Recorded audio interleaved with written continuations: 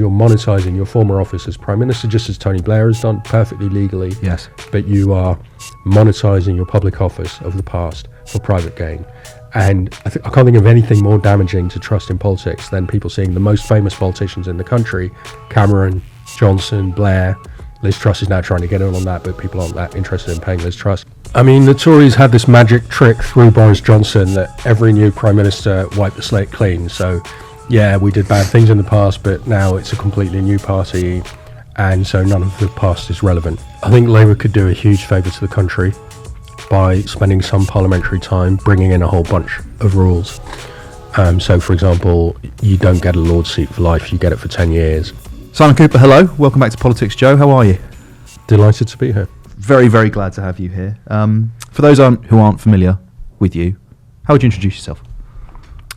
I'm an author and journalist. I write books about often elites, like Chums or FC Barcelona, and now Good Chaps, and I write for the Financial Times. And I make a football podcast. Yep. Very good. We are here to talk about the new one, Good Chaps. First of all, as a starting point, can you tell us what the Good Chaps theory of British politics is? This really starts, I would say, with the Second World War. That the people who run Britain are good chaps, so in those days it was almost all men.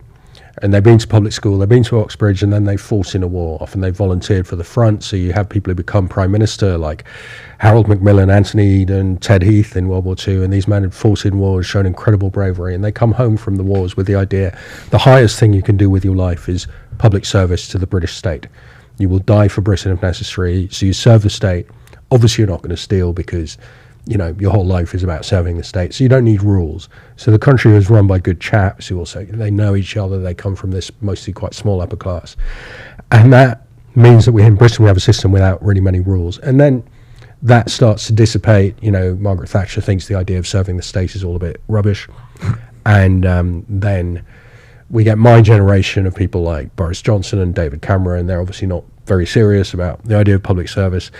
And meanwhile, there's so much money in London that you want to get your mitts on. So at the same time as the public service ideal, the good chaps ideal declines, London becomes, it just fills with money. And there's people who live a mile away from you, people you went to school with, who are multi-millionaires. And so the politicians and the senior civil servants start to think, I want some of that money. How does that differ from other countries? Is it as simple a matter of saying, you know, other nation states have codified constitutions, Britain doesn't? Is it deeper than that? It's partly that. I mean, I think New Zealand, Israel and Britain don't have written constitutions, the only democracies of which that's true. And there are no rules generally. There are very few rules in the British state. So if, when Sunak loses the election, he wants to go into, take a job with Vladimir Putin the day after, that's totally legal. I mean, you know, he'll get a mean letter from the watchdog saying, like, you shouldn't really have done that without asking our permission. A cobra or he going into meltdown, yeah. Just go off and do it. So you can do whatever you like because we still have the kind of good chaps theory that they'll do right even though there are no rules. But I think that the London temptation, it doesn't really exist in other democracies. You know, I grew up in the Netherlands, and in The Hague, you know, the Prime Minister cycles to work. There's not really people there who earn many millions. In London, especially if you have upper class origins, you're a Tory from Notting Hill, you just see the piles and piles of money around you. And then they meet those very rich people, especially at 5 Hertford Street, the club in Mayfair. Okay, so in your first answer you mentioned Thatcher and the 80s, and I wanted to ask you about why that good chaps theory has started to disintegrate, but perhaps a better question would be when did it start to disintegrate? Is it that 1980s period that we can look back to? I think with hindsight, you'd say that Thatcherism is the start of it. Now, Thatcher herself was not personally corrupt in office at all. And, you know, she felt that her Christianity forbade that. So if they had a meeting of ministers and they were discussing Tory business, so not government business, but Tory business, she would make people pay for their own sandwiches because that was right. The state shouldn't have to fund you talking about party stuff. But with Thatcher, you get the idea that people who want to serve the state, that they're just on the take, and civil servants and all that have made the wrong choice, and that the real highest ideal is business. And the other thing is that Thatcher she was the first Prime Minister to come of age after the World Wars. So she didn't really have this sense that serving Britain is the highest glory, that older people like Macmillan and Eden had. And do you think there's a connection to the kind of sovereign individualistic sort of theoretical underpinning of Thatcherism? Do you think it connects to this at all? Yeah, I mean, the greatest thing you can do is just go out there by yourself. You set up a business, you're an entrepreneur, you have brilliant insights, you work hard, you make loads of money, and then you deserve to have all that money. And the state shouldn't take it away from you with tax. You earned it just through your own brilliance. And London is changing at that time as well. I mean, the city is a really sleepy place until the 80s. You know, it was public school boys having long beery lunches. There weren't many deals to be had. There weren't many international assets to be sold. And then in 1986, with the Big Bang, the city takes off. And so by the 90s, you get bankers making fortunes. And at the same time, then, you get people coming from the former Soviet world who've often just made off with the whole mineral wealth of their countries, people like Roman Abramovich. And they settle in London and they think, well, you know, in Russia, I made sure I was friendly with politicians. In Britain, I want to be friendly with politicians. Do politicians here want to take any money from me? Maybe I can give them a consultancy. How much do British politicians want? Wow, I can't believe how cheap these guys are. Yes. We had Peter Gagan in recently. He was a good source for my book as well. He's a wonderful writer on this. Yeah, he is. A great journalist. And one of the recurring themes in any time we interview him is how cheap it is to get access to British. You know, if you're talking about super PACs in America, we are millions of dollars to influence elections. But here, for 50 grand, you can have dinner with some of the most senior politicians in the country. I forgot the name of the thing. It's something Circle or something in the Tory party. And actually, for when we're talking about these kind of oligarch-type characters, the level of wealth they have, actually, in British politics, access can come quite cheap, can't it? Yeah, I think Richard Desmond, for his dinner with the then housing minister, where he got permission from the minister to build in Tower Hamlets, I think he paid £10,000 for the ticket to sit next to the minister, and then later he gave donations to the Tory party in a few thousands. I mean, somebody who gave, a guy called Moynihan gave a few thousands to the Truss election leadership campaign, and he got some kind of massive honour as a result. I think he got into the Lords. It was the best return on cash in the honours business that we've seen in a while in Britain. But on the other hand, there's also a lot more big money. So Frank Hester, Tory donor, who made those noxious remarks about Diane Abbott, how she made him want to shoot all black women or hate all black women. He's given about 15 million quid to the Tory party this year, which I think is the most by any person in the history of British politics in 1 year to a party. So there are many people giving many millions, also now on the Labour side, yes, which we haven't seen before in Britain. Yeah, it's one of the interesting things actually about the declarations for the Electoral Commission about donations over the campaign. The Tory money seems to be drying up in the hundreds of thousands. I mean, it's still significant, but when you compare it to the millions that the Labour Party is raking in. Yeah, although the Tories have, they should have had a lot of cash in the bank. If they haven't, then they haven't been very prudent, because they have about 4 times the size of donations that they did at the start of the century. In one of your previous answers, you used a word which you don't actually often hear in, certainly political broadcasting, to discuss this. You said corrupt. Yeah, I don't use the word sleaze. I think sleaze is a nonsense euphemism. It is, because very specifically, corruption is a specific crime, right? If we're talking about someone as corrupt. It depends. I mean, in some countries, it's not a crime by law. There's no official law specifically about corruption in Britain. Corruption, I'm using the World Bank definition, is that you use your public office to make private gain. And that can be a police officer who takes bribes. It can be a civil servant who doesn't give you a driving license as you bribe, or it can be a politician. And in Britain, we've seen a rise in that kind of corruption. Now, it can be legal corruption. So David Cameron lobbied for Greensill, lobbied for Chinese interests also, I think much more damaging than the failed Greensill company. And it was perfectly legal. Cameron is not an idiot. He made sure he didn't break any law. And that, to me, is you're monetising your former office as Prime Minister, just as Tony Blair has done, perfectly legally. Yes. But you are monetising your public office of the past for private gain.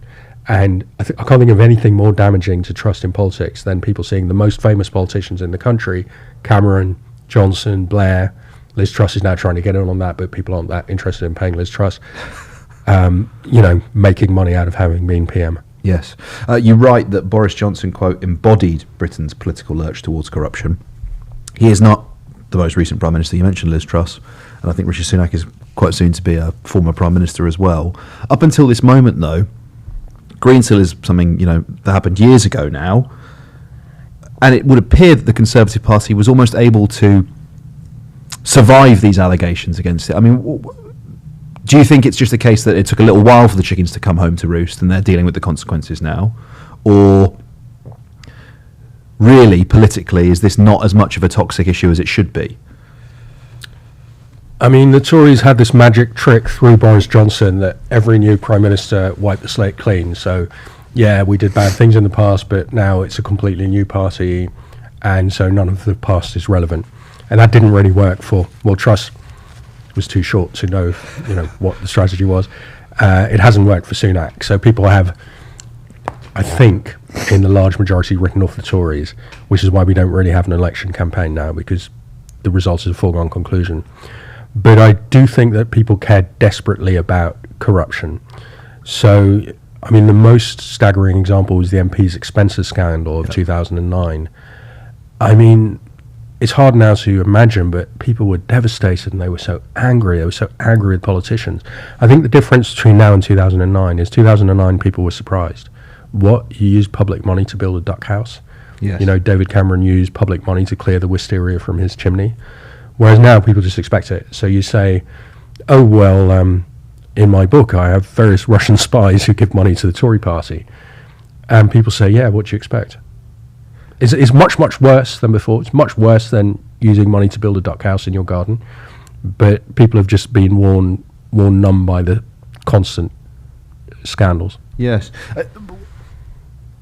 What do you think that speaks to, more broadly, about our national politics? Because you quite often hear someone will, when you're out interviewing or any sort of, political interview, and a refrain you'll often hear, to the point it's almost become cliche now, is they're all the same, they're on the take, and you sort of go, yeah, okay, fine, you're one of those people that just is like, wash your hands of politics and it's a bit of a get out.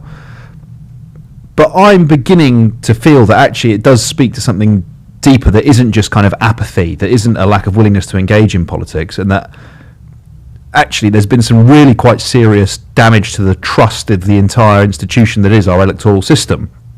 Whether it's the expenses scandal, whether it's Greensill and other lobbying instances that have happened.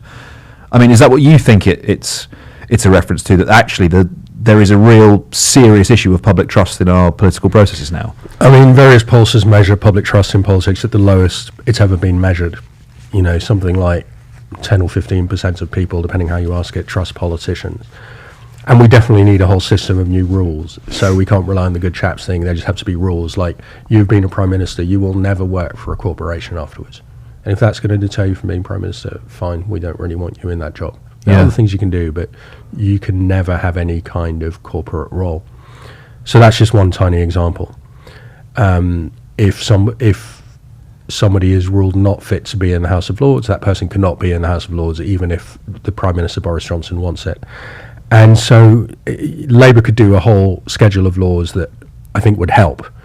But you see, I want to push back on they're all the same. Because writing this book, I occasionally would come across a person and think, wow, that person's really not corrupt. 2 examples, 3 I'd cite: John Major, Gordon Brown, Theresa May, all being PM. Gordon Brown doesn't seem to have enriched himself at all afterwards. I mean, imagine you've been PM. So he gets to be an advisor to the bond firm PIMCO, massive bond firm. Gives the money to charity. Brown, as far as I know, I may not be totally correct in this, I think gives all the money he receives from those kinds of roles to charity. John Major, Theresa May, they don't do stupid stuff. They give speeches, for kind of reputable companies and in democracies largely, and they don't do anything compromising. Major said, I would never open my contacts book from my time as PM. I mean, it's obviously not valuable now, but 30 years ago, I would never open that, because he said, you don't know what you're walking into. And so I really do think there are quite a lot of good chaps, male and female, and people are just wrong to say they're all the same, but I understand emotionally that response. Okay. So if there are still some good chaps and chapettes, perhaps? Yeah, chapettes isn't a good word. I mean, I've wrestled with good chaps because it's gendered. Obviously gendered. But I've used the word as I think people who discuss the Good Chaps theory now use the word in a non-gendered way. So a good chap can be a man or a woman. Yeah. Chap is also a word we don't really use anymore. Yeah, true. But if they're still out there, if we're talking about reforming the system, is it a case of within the flexibility that an uncodified constitution provides, we can find ways to kind of empower the right people, and possibly actually in the wake of this likely, electoral landslide, there's going to be the whole house is going to change over, right? We're going to see a whole host of new MPs come in. That this is possibly an opportunity to kind of wash away the stench and continue as we were, or do you think no, we do need to look to a sort of better regulated political system, whether that's codified constitution or otherwise? I think Labour could do a huge favour to the country by spending some parliamentary time bringing in a whole bunch of rules. So, for example, you don't get a Lord's seat for life, you get it for 10 years, and you can't get it through making donations. That would be a very simple one. If you as a minister have been shown to have acted dishonourably, you get a dishonourable discharge, which will affect your pension, meaning you can't enter the Lords, and will be a stain on your record forever. So I think there's a whole bunch of things that they're thinking about, they could do. I don't know if they're going to take the parliamentary time. But broadly what we have to do is, we have this system of norms. There's just things you don't do. Like, you wouldn't fly to Venezuela and meet the president there who's not recognised as the legal president by the UK because some hedge fund manager is paying you. Yes. You wouldn't have had to say to Macmillan or Gordon Brown or John Major, you mustn't do that. No, you wouldn't. You're right. They were just, no. So Boris Johnson did that in February. He steps off the plane in Caracas to meet Nicolas Maduro against British official policy. Maduro is the completely illegitimate president of a country. So since we've had people like Johnson, I think Johnson could help us because he is a man without norms. He showed what somebody who's completely ruthless and has no moral limits will do in power. And so he's shown us what kind of limits you need to set. And we need to just make legal rules. Like, you can't go and lobby for Vladimir Putin tomorrow morning. That should be written into the rule book for former PMs and ministers. There is quite a lot. You mentioned the Lords there. There are other constitutional changes that Keir Starmer's looking at making. Votes at 16 as an example. And there's this Gordon Brown commissioned report document. Anyone can go and look at it. It's out there now. And it actually has some quite radical stuff in it about, well, not necessarily what you're talking about, but for example, sort of putting social rights onto the statute book, that people sort of have a legal protection, for example, to have access to free healthcare at the point of need and things like that. Well, I mean, if you're a child, you should not be hungry. Yeah. And yet, I've just come from Walsall, where I think 40+% of children live in poverty and therefore at risk of hunger in Britain now. I think there's nearly 4 million kids without enough food. Yeah, that should be a social right. I agree that this is the moment to do massive change, because you're probably going to get a new government, big majority, can make laws, and public trust is at rock bottom. And you know what happens when public trust hits rock bottom? Right now we're getting a boring centre-left government. Next time some charlatan is going to come in and saying, drain the swamp. Yes. And we'll talk about that in a moment, actually. But I just want to stick on the moment for Labour, because Starmer actually talks often, doesn't he, about a politics of service. And we've mentioned a couple of things there in their programme for government that will change the constitution. But they're not immune from sort of, as a party, I should say. No party is immune. Labour can be corrupted too. Yes. Would you talk about that a little bit? So I think that Labour are going to initially be less corrupt than the Tories. There will be things that happen. But Labour always are surprised by power. They think, the odds are stacked against them. This is the Tory nation, the Tory tabloids, the Daily Mail is going to jump on anything we do. And the Tories got very complacent after winning 4 elections. And when you win 4 elections, you attract a lot of grifters. Grifters always go to the party of power because you want to be in, where the money and power is. Yes. Labour haven't really attracted many grifters yet, because what would be the point for a grifter joining Labour until about a year and a half ago? Yeah. And I do think that the public service ethos, which used to be very strong on the right as well, all these people who had served in the army, by definition, they believed in public service ethos. That kind of disappeared on the right. It's still there on the left. So a lot of Labour people do believe that. And when you come into government the first time, you are excited, you want to do things. The Tories have lost that completely. So in the end, then you're just in power, you might as well grab what you can. Like, if you know the election date, just bet on it because it's all ending. So I do think things will be better, but on the other hand, now all the money is moving to Labour. So there's a lot of people, whether they're Russian oligarchs or Gulfies or our homegrown oligarchs in the city, who, they probably rather support the Tories but perfectly happy to donate to Labour and get into bed with Labour. And so all those people who were having whiskey with a Tory minister at 5 Hartsfield Street 2 years ago, they're now trying to have that whiskey with a Labour minister to be. So in theory, if I have £1 million to donate to a political party and I decide... Don't give us the Tories now. No, too late. Thank you. It's sage advice. Yeah. Sorry. I was for you. And let's say I do decide, for example, to give it to the Conservative Party because I decide, I'm a free market liberal, or I'm socially whatever. You want to buy the new remade Tory party? Yeah, it's not stupid. But let's say that's the case, and then I go, hold on, actually, there's this other political party. It's called Labour, and they're not socially conservative. They're not free market libertarian, whatever it is, but they are about to come into government. Do you think with these donations that it's less of a political project, and it is more of a access project, it's a power project? So it depends who you are. I mean, there's a group of what I call libertarian buccaneers who are kind of mostly English public school boys, went into the city, started their own shop there, some kind of financial business, made a pile. Think of Chris Binodi, the now disgraced hedge fund boss who has all these allegations of sexual assaults on women against him. And Which he denies. Sorry? Which he denies. Which he denies. So, except one, I think, where he said he'd been under an anaesthetic from the dentist and he didn't know what happened afterwards. But so those people, they genuinely identify with the Tories. They hate the EU because in their business experience, they like to have no regulations. And when Britain was in the EU, they kept running up against these EU regulations. Paul Marshall, founder of GB News, is a big example of that. They genuinely believe in the kind of anti-EU free market project. And those people are not going to donate to Labour. But if you think that a lot of Tory donors, 2008, 2022, people who'd come from the former Soviet Union, acquired British passports through golden visas, which essentially you can get a golden visa if you come to Britain with loads of money. And they donated to the Tory party. I mean, these people, lifelong Tories, don't think so. They are going to be perfectly happy to be interested in Labour now. I mean, the Russians have gone, but somebody like Mohammed Amersi, who has been a major Tory donor, he's a kind of commodities deal maker. David Davies in Parliament accused him of being involved in corruption in a specific instance. And Amersi has said, I'm interested in Labour now. If Labour came to me, I'd be happy to. So you are going to start seeing that switch. What you're seeing is British business is now really excited about Labour. So obviously they're not buying tickets to Tory conference.